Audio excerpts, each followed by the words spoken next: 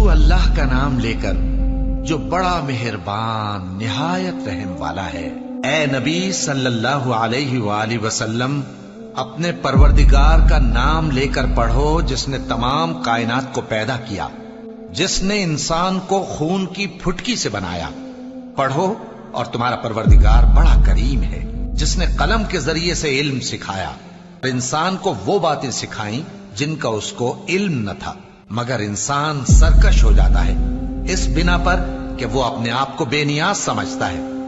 کچھ شک نہیں کہ سب کو تمہارے پروردگار ہی کی طرف لوٹ کر جانا ہے۔ کیا تم نے اس شخص کو دیکھا جو منع کرتا ہے، یعنی ایک بندے کو جب وہ نماز پڑھنے لگتا ہے؟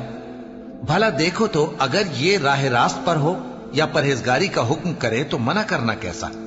تو اس کا انجام کیا ہوگا؟ ذرا دیکھو تو اگر اس نے دین حق کو جھٹلایا اور اس سے منہ موڑا